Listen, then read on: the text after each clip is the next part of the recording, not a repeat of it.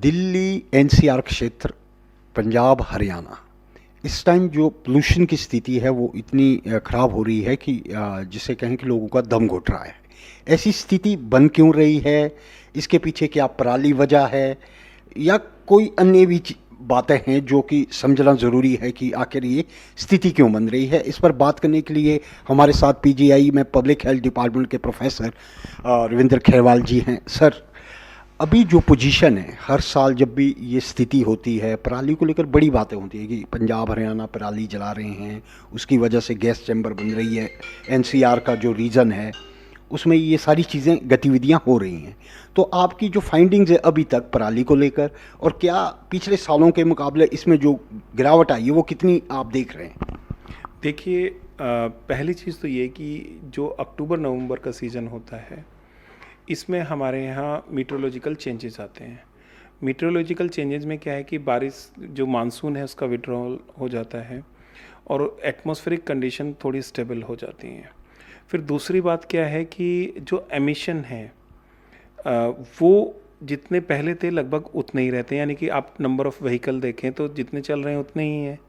या वेस्ट अगर आप देखें तो उसमें थोड़ी मानसून के बाद मॉइस्चर आ जाती है, तो उसमें आप कह सकते हैं कि उसके एमिशन थोड़े बढ़ सकते हैं। तो और दूसरा क्या होता है कि सर्दियां बढ़ने से थोड़ा हम भी जो है कंबशन एक्टिविटी थोड़ी बढ़ जाती है, तो हल्का सा हमारा एमिशन भी इंक्रीज़ हो जाता है। अब बात आई कि ये सीज़न में पोल्यूशन क्यों बढ़ जाता है। तो ये जो पहली चीज़ मैंने आपको बताई मीटरोलॉजिकल चेंजेस, यानी कि मीटरोलॉजिकल फैक्टर हैं। दूसरा क्या है कि एमिशन जो है वो लगभग उतने ही हैं, लेकिन मीटरोलॉजी की वजह से जिस एयर में वो मिक्स होते थे उसकी मतलब वो एरिया जो है वो कम हो जाता है, एटमॉस्फेरिक बाउंड्री लेयर हाइट कम हो जाती है।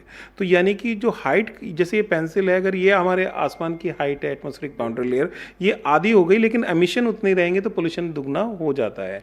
फिर एटमॉस्फेरिक रिएक्टिविटी होती है, तो उस आपस में पोल्यूटेंट क्रिया करते हैं और वो अन्य तत्व बना देते हैं, तो ये सब प्रदूषण का कारण बनते हैं। तो जैसे ही बारिश होगी या आप कह दीजिए कि हवा थोड़ी तेज़ चलेगी, जिसको हम अपने हवा और ये जो एटमॉस्फेरिक कंडीशन है इनको हम वेंटिलेशन कोफिशिएंट की टर्म में समझाते हैं। तो वेंटिलेशन कोफिशिएंट बढ़ेगा तो प्रदूषण का स्तर कम आ जाएगा।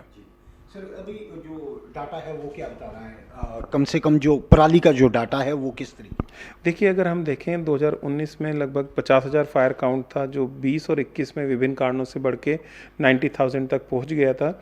लेकिन 2022 में ये 50,000 आया, और जो 2023 में अभी तक हम देख रहे हैं 47% के करीब गिरावट चल रही है। ये जब गिरावट है तो देन फिर एक बार फिर वही चीज़ चैम्बर बनना, वो सारी क्या लगता है कि जो एक्टिविटीज़ जो हैं वो तो रुकती नहीं है।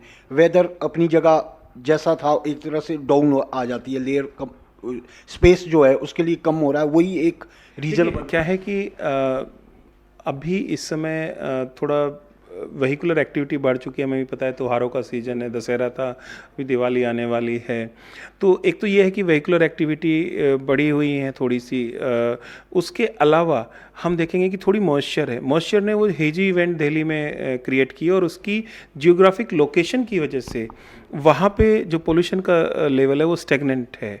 तो जैसे ही विंड स्पीड थोड़ी बढ़ेगी, डाइल्यूशन के आसार हैं, और संभावना है कि आने वाले 10 दिनों के अंदर थोड़ी राहत मिल सकती है। लेकिन अगर हम बात करें कि दिल्ली के एरिया की, तो वो एरिया बहुत कम है और पॉपुलेशन बहुत ज़्यादा है, लगभग उतनी ही पॉपुलेशन पूरे पंजाब की है। तो उस वजह से अगर आप देखें तो, और नंबर ऑफ़ व्हीकल भी, तो उस एमिशन को आप अगर पंजाब में देखोगे तो वो डाइल्यूट हो जाता है, लेकिन दिल्ली में वो कंसनट्रेटेड हो जाता है।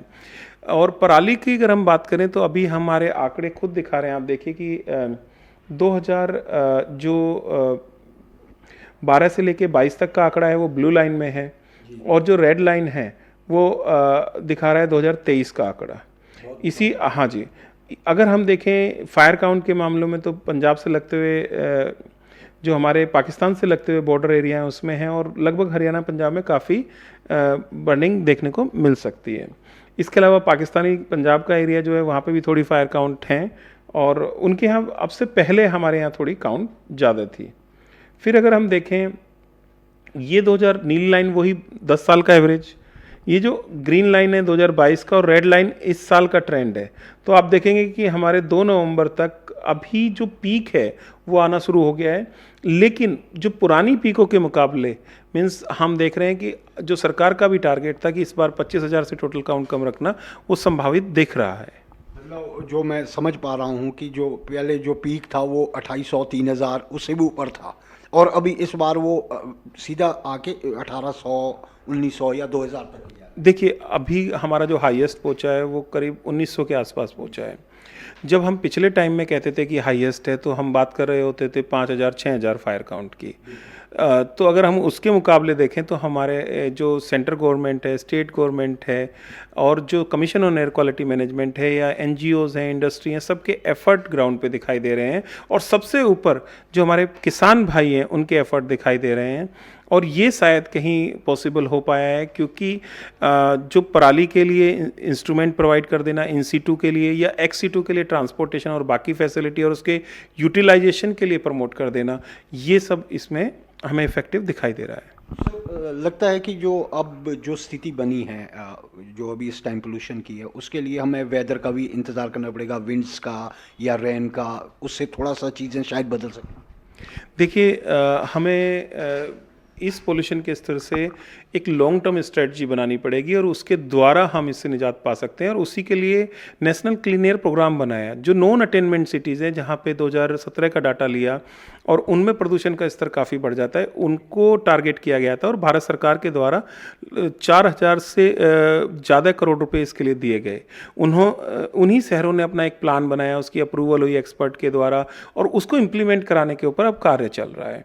तो उसका उद्देश्य पहले 2024 तक था, लेकिन अब 26 तक कोविड की वजह से एक्सटेंड किया। 40 से 60% तक प्रदूषण के तत्वों में कमी लाना है। ग्रेप 3 लगा दिया गया है सरकार की ओर से एनसीआर रीजन में। उसमें जो पोल्यूशन के, चाहे वो रेस्टोरेंट में यूज़ होने वाली जो होता है कोयला होता है, या अन्य इंडस्ट्रियों में जो काम होता है, वो रुक जाएगा। आपको लगता है कि जो स्टेप्स या फिर जिस तरीके से पानी की बौछार की जाती है, उनसे भी काफ़ी फ़र्क आ सकता है? देखिए, ये शॉर्ट टर्म मेजर हैं, और ये दिखाते हैं कि स्थिति चिंताजनक हो चुकी है और हमें एक्शन लेने हैं। लेकिन अभी इनके जो रिजल्ट्स हैं वो हमें साइंटिफिक तरीके से दिखाने होंगे कि अगर हम स्मोक जो गन है उसका इस्तेमाल कर रहे हैं, या हम जो आजकल आपने सुना होगा कि स्मोक टावर बन गई हैं, उनका इस्तेमाल कर रहे हैं, तो उनके क्या और कितने बेनिफिट आने वाले हैं। क्योंकि ये जो अप्रोच है, ये अप्रोच है, हम कहते हैं कि एट द एंड, यानी कि जब एक सोर्स होता है, एक पाथवे होता है, एक रिसीवर होता है, तो ये रिसीवर पे हम अप्रोच कर रहे हैं। तो हमें जो प्रदूषण को कम करने की कोशिश है वो सोर्स पे करने की ज़रूरत है। तो सर, जैसे कि सोर्स पे करने की ज़रूरत है, लॉन्ग टर्म प्लान के साथ जाने की ज़रूरत है। तो इस लॉन्ग टर्म प्लान में आप भी क्योंकि इसके एक पार्ट हैं, तो किस तरीके के स्टेप्स उठाने के लिए जो है आप लोग कोशिश करें? देखिए, इसके लिए पहली स्थिति ये की गई कि अवेयरनेस क्रिएट की जाए, ताकि गवर्नमेंट और हम सब मिलके आपस में काम कर सकें। दूसरा ये था कि मेजर सोर्सेज आइडेंटिफाई किए जाएं, सोर्स अपॉर्चनमेंट, फिर उसके बाद एमिशन प्रोफाइलिंग था, ताकि आप एक प्रॉपर स्ट्रेटजी बनाएं कि ये सोर्स है और इसको हमें कंट्रोल करना है। तो उन पर प्रयास चल रहे हैं, और धीरे धीरे जब हम उनको आइडेंटिफाई कर लेंगे तो सिटी जो है उनको कैसे, चाहे उनमें इंडस्ट्री है तो प्रोसेस चेंज करना है, या उसमें और अदर न्यू टेक्नोलॉजी लानी है। अगर वो ट्रैफिक है तो हमने देख रहा है कि किस तरह से हम इलेक्ट्रिक व्हीकल को प्रमोट कर रहे हैं, सोलर एनर्जी को प्रमोट कर रहे हैं, इन फ्यूचर बायोफ्यूल लाने की बात चल रही है जो लेस पोल्यूटेड कंसीडर किए जाते हैं। फिर मास ट्रांजिट जो मोड है उसको बढ़ाया जा रहा है, non motorise mode of transport को बढ़ावा दिया जा रहा है। तो हम देखें तो विभिन्न स्तरों पर प्रयास किए जा रहे हैं। But as a common man, जो भारत सरकार और हमारे आदरणीय प्रधानमंत्री जी ने शुरू किया था, life style for the environment, मतलब हम एज एन इंडिविजुअल क्या स्टेप ले रहे हैं, ये भी महत्वपूर्ण होता है कि हम क्या पब्लिक ट्रांसपोर्ट का इस्तेमाल कर रहे हैं, क्या हम नॉन मोटराइज मोड का इस्तेमाल कर रहे हैं, क्या हमने अपने घरों के आसपास कूड़ा ना जलाने की और कूड़ा को सेग्रीगेट करने की कोशिश की। क्योंकि कूड़ा भी किसी शहरों में 20 से 40% तक का प्रदूषण का कारण हो जाता है। तो यही माना जा सकता है कि जो दिल्ली की स्थिति है वो बाकी चीज़ें तो हैं ही है, वहाँ की खुद की पॉपुलेशन डेंसिटी, व्हीकल का जो फ्लो है सिटी के अंदर, वो सारी चीज़ें मिला के जो है ये स्थिति पैदा करती है। बिल्कुल, देखिए क्या है कि मुख्य रूप से दिल्ली में अपना प्रदूषण है और पराली और बाकी सब वो उस पे ऐड ऑन होता है। तो वो हम देख रहे हैं कि पिछले सालों के मुकाबले काफ़ी कम हो गया है। तो वो चीज़ हमें समझने की ज़रूरत है कि अब उन पर किस तरह से हम काम करें कि उस प्रदूषण को कम कर सकें। ऐसा नहीं है कि सरकार की तरफ से प्रयास नहीं है। हमारा खुद का एक अभी रिसर्च आया है जो दिखा रहा है कि प्रदूषण का स्तर गिरा है। लेकिन एट द सेम टाइम अगर हम 4 सालों में प्रदूषण का स्तर गिरा रहे हैं तो लगभग उतने ही व्हीकल ऐड हो गए, तो वो नंबर ऑफ व्हीकल इंक्रीज़ हो गया, तो वो जो डिफ़रेंस दिखना चाहिए वो दिखता नहीं है। तो ये थे रविंद्र खेवाल जी, जिनका साफ तौर पर कहना है कि पराली में जो गिरावट है वो 44 से 47% तक जो इस बार दर्ज की गई है, लेकिन जो पोल्यूशन का जो कारण है उसके कई अन्य कारक भी हैं। उस पर लॉन्ग टर्म काम करने की ज़रूरत है ताकि जो आने वाला समय है उसमें ये स्थितियाँ उत्पन्न ना हो। कैमरा पर्सन किशन के साथ भूपिंदर जिष्टू, ईटी भारत, चंडीगढ़।